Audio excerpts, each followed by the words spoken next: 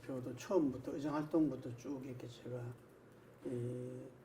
듣고 이 인터뷰도 지속적으로 하고 있는데 아마 그 심 대표야 정의당은 선거구제 개편이 제3당의 활로다 이렇게 이제 보시니까 이 연동형 비례대표제를 주도해 가지고 제3당 다당제의 어떤 토대를 마련하는데 주력했다고 봅니다. 그런데 예상치 못하게 그 꼼수 위성정당이라는 게 있는 줄은 모르셨던 거죠, 이게. 그리고 그렇죠. 설마 그렇게 하랴. 그건 진짜 후한무치잖아요. 예, 거대 정당, 거대 양당이. 그랬는데 어쨌든 간에 이게 결과적으로는 민주당 일당 독점 국회를 만들어버렸고 정의당은 지난 국회 의석하고 같은 의석이 된 거죠. 여섯석. 그렇죠. 이게. 그래서 좀 황망하게 돼버렸는데 이거는 뭐 누구의 잘못은 아닌 것 같은데 어떻게 평가하십니까? 저는 그 위성정당의 출현으로 연동형 비례대표 제도라는 제도의 본래의 취지가 왜곡된 것은 맞지만 그렇다고 해서 그것으로 정치개혁이 실패했다 이렇게 단정하지는 않습니다. 예. 네. 그리고 아시다시피 역대 모든 국회에서 뭐 정개특위를 구성해서 선거제도 개혁을 논의하고 그렇지만 한 번도 연동형 비례대표제도 같은 그런 그 제도를 새로 도입한 것은 지난 국회가 처음이었습니다. 예, 그래서 그 오히려 실패한 건 이런 선거제도 개혁이 아니라 이런 제도 개혁을 시민들과 함께 시민들의 열의를 담아서 시민들의 관심과 여론을 국민적 바람을 만들지 못한 것 그것이 실패한 거다 이렇게 생각을 합니다. 왜냐하면 사실 이런 제도 선거제도의 개혁이 좋은 제도에서 좋은 정치가 나오기 때문에 그렇게 되면 좋은 제도를 만드는 그런 개혁은 시민들의 삶을 훨씬 풍부하고 민주적이고 아름답게 할 거라는 그런 확신을 시민들한테 줬다면 아마 거대 양당이 절대 위성정당 못 만들죠. 근데 이 제도 개혁의 취지나 내용이 시민들의 열망에 의해서 만들어진 것이 아니어서 그래서 거대 양당이 그런 꼼수를 부릴 수 있었다.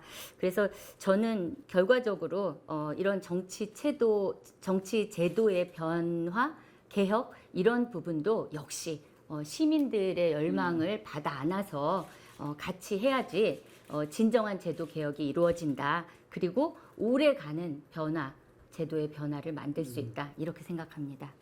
이 위성정당 꼼수를 방지하는 부분만 있어도 큰 진전이다 이렇게 보시는 거군요. 정치개혁에 있었어요. 연동형 비례대표제가. 일단 이건 조금 코멘트로 해도 사실 뭐 대선 때 뭐 민주당이 이제 그 부분에 대해서 워낙 비판적인 상황에 직면하니까 사과했죠. 사과도 하고 뭐 위성정당 방지법안도 발의하고 뭐 했지만 만들자고 하면 법안으로 위성정당을 못 만들게 할 수는 없어요. 지금 민주당 의원 한 두 분 정도가 위성정당 방지 법안을 만들었거든요. 하지만 그 법안을 피해서 또 만들 수가 있어요. 그래서 이거는 그런 의미가 아니라 지금 사실 국힘은 연동형 비례제를 폐지하겠다고까지 얘기하잖아. 그러니까 이건 제가 아까 말한 것처럼 이게 선거제도 개혁에 대한 국민적 바람과 열망 속에서 만들어진 제도는 그런 식의 꼼수나 폐지나 이런 것들을 못 불러오는 거죠. 그래서 이건 뭐 법으로 위성정당을 막을 수 있거나 이런 문제는 아니다. 오히려 민주당이 시민들께 그러니까 당론으로 약속을 하고 절대 위성정당 만들지 않겠다. 그리고 안 만드는 거 이거야말로 제대로 된 그 위성정당 방지다. 방지책이다. 이렇게 생각합니다. 지난 대선에서 이게 좀 궁금해서 물어보는 건데요. 심 후보가 한번 선거운동을 중도에서 중단한 적이 있었어요. 네. 그다음 다시 이제 하셨는데 이 일각에서는 이 심 후보 정의당이 좀 이렇게 혼연인체 좀 문제가 있었던 거 아니냐 이런 지적도 있거든요. 지난 대선을 좀 간단하게 평가해 주신다면은. 사실 뭐 정당으로서는 당선을 목표로 하는 게 네. 당연한 일이지만 정의당이 지난 대선에서 바랐던 성과는 예. 우리 사회에서 가장 다수를 차지하지만 늘 정치에 이제 비주류로 밀려나는 그런 시민들, 그러니까 거대 양당이 대변하지 못하는 그런 시민들을 좀 주류로 끌어올리는 것, 그런 정책 의제를 대선 때 부각시키는 것, 이것이 좀 목표였습니다.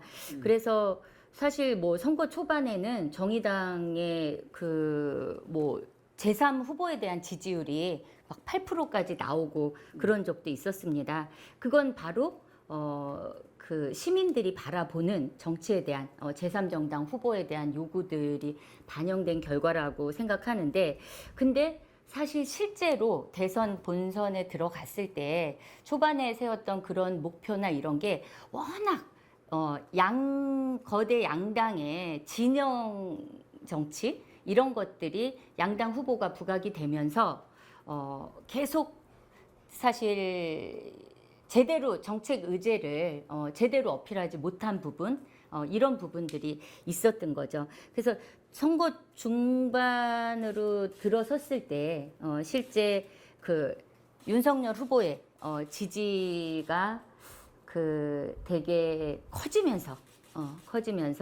이제 양당 정치의 문제점들을 계속 지적하는 식으로 우리가 대변해야 될 목소리를 더 크게 계속 올렸어야 되는데, 양당 정치에 대한 비판과 여기에 좀 그걸 경도라고 표현해야 되나?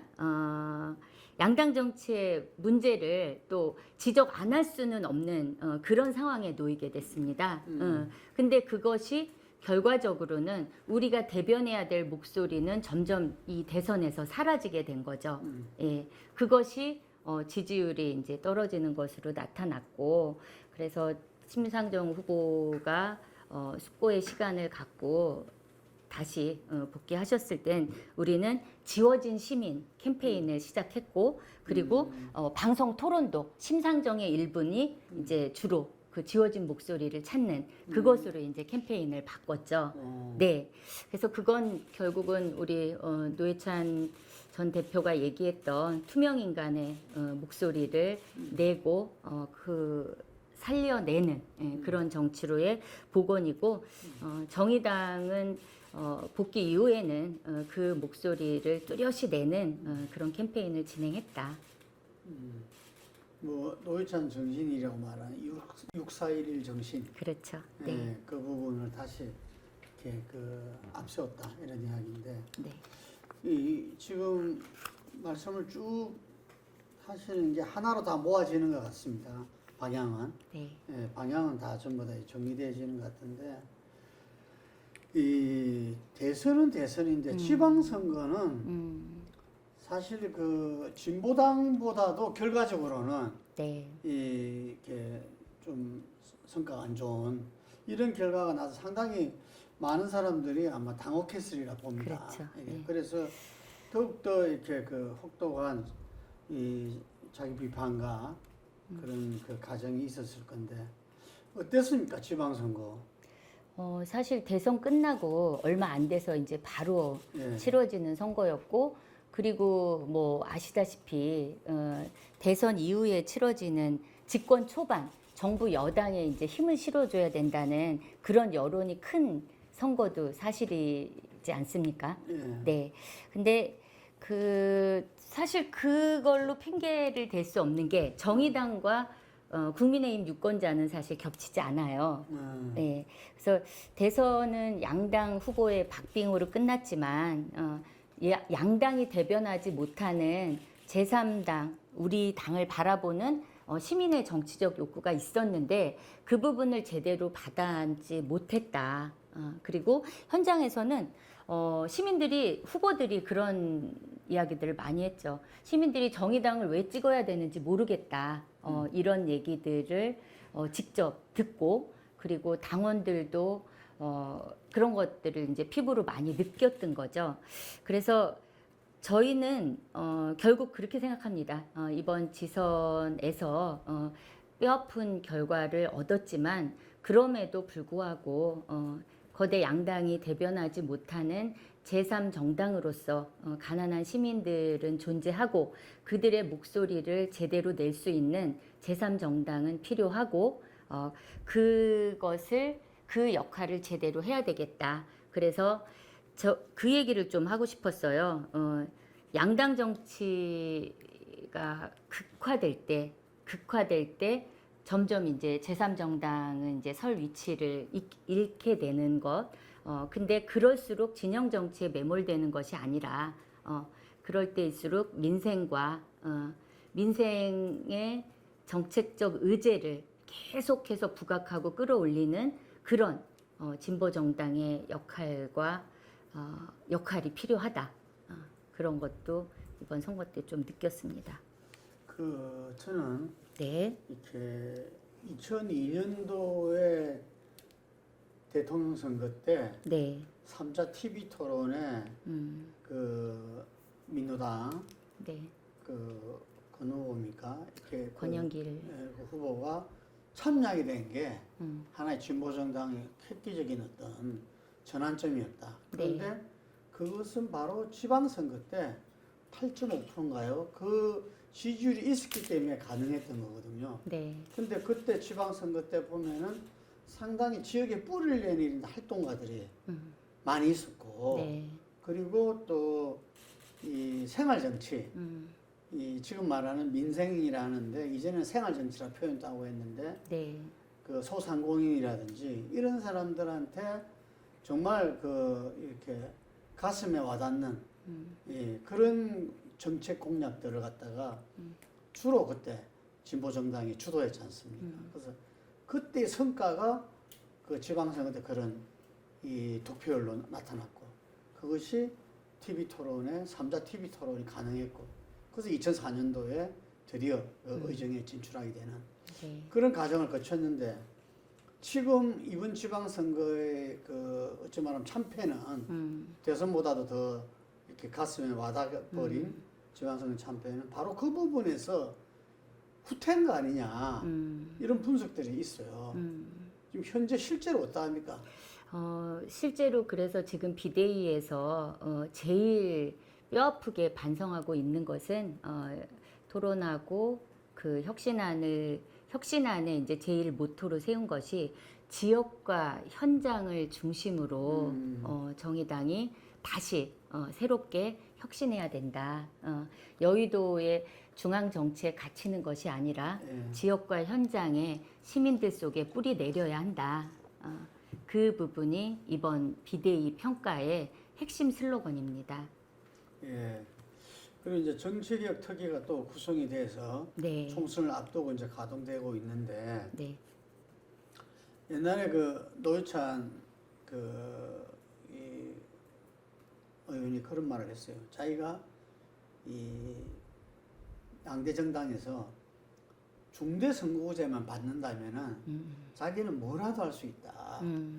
이런 말을 했어요. 그만큼 이 다당제, 우리의 지역주의 진영 대결을 끝장내려면은 이게 다당제가 돼야 되고, 다당제가 되려면은 제3정당이 존재할 수 있는 제도가 되어야 되잖아.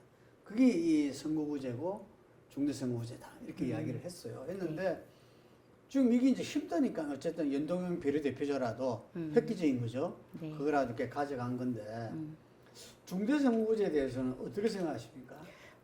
다당제가 되려면 중대선거구제가 당연히 되어야 하고요. 사실 이번에 제가 이제 전반기 정개특위 위원이었잖아요. 그래서 지방선거에 사실 지금 지방의회는 지방선거 제도는 그 소선거구제가 아니라 이제 중대선거구제인데, 실제 4인 선거구나 이런 것을 2인 선거구로 다 쪼개는, 네, 그렇게 할 수 있기 때문에 제가 7일간 단식까지 하면서 중대선거구제, 기초의회 중대선거구제 확대를 위해서 노력을 했고, 지난 정개특위 합의 사항이 바로 기초의회 중대선거구제 확대 시범 실시였습니다. 네. 그래서 사실 뭐 다당제를 위해서 중대선거구제 확대는 뭐 너무나 당연히 그래서 이번 정개특위에 저희 심상정 의원이 이제 정개특위위원으로 결합을 하시는데 당연히 중대선거구제 확대에 대한 것들 다양한 정치개혁 의제 중에 하나로 조금 요 표현은 다시 할게요. 예, 일단 그 왜곡 없는 연동형 비례대표제에 제대로 안착될 수 있도록 하는 것과 중대선거구제를 포함해서 다양한 정치개혁 과제들을 힘있게 좀 추진할 생각입니다. 그리고 또 뭐 정치개혁 제가 아까 말한 대로 그렇게 해서 시범 실시를 했는데도 불구하고 4, 5인 선거구에서도 거대 양당이 복수로 후보를 낼 수 있잖아요. 네. 예, 그렇게 되면서 결과적으로 제3정당이 시범 실시 지역에서도 어떤 성과를 내지 못했습니다. 그래서 제도의 문제, 당연히 제도도 개선되어야 하지만 먼저 정의당이 튼튼하게 힘있게 정의당을 제대로 일으켜 세우는 것, 그것이 이제 우선이 되어야 된다 이렇게 생각하고 있습니다. 그 위원장님 그 지역에 기반한 지역 정당 필요성도 이야기 듣고 계시죠? 네.